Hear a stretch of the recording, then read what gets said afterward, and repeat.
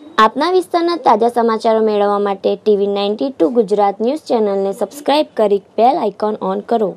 સુરત જિલ્લાના માંડવી ખાતે આવેલ નવી નગરી વિસ્તારમાં દીપડાનું બચ્ચું નજરે પડતા લોકોના ટોળે ટોળા ઉમટી પડ્યા હતા।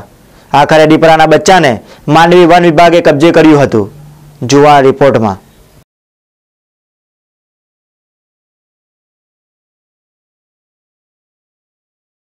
માંડવીનગરમાં નવી નગરી વિસ્તારમાંથી દીપડાનું બચ્ચું પકડાયું। માંડવીનગરમાં આવેલી નવી નગરી વિસ્તારમાં આવેલ આંગણવાડી નજીકથી પસાર થતા ગરનાળામાં હલનચલન લાગતા ત્યાંથી પસાર થતા એક રાહતદારીને તેના પર ધ્યાન ગયું અને નજીક જતા દીપડાનું બચ્ચું જોતા તે ગભરાઈ ગયો હતો।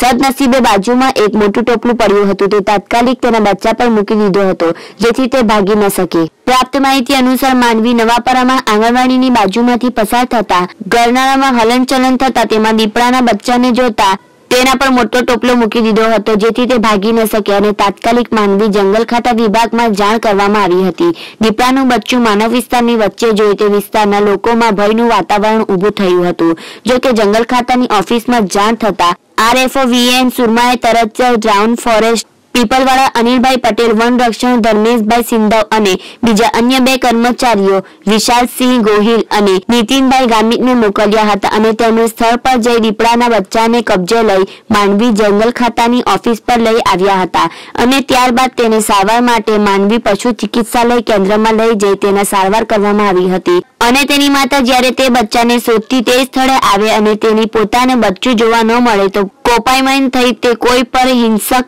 હુમલો કરી કોઈને નુકસાન નહીં કરે તે માટે માંડવી જંગલ ખાતા દ્વારા અગમચેતી રાખી તે સ્થળે પાંજરું મૂકી દેવામાં આવ્યું છે।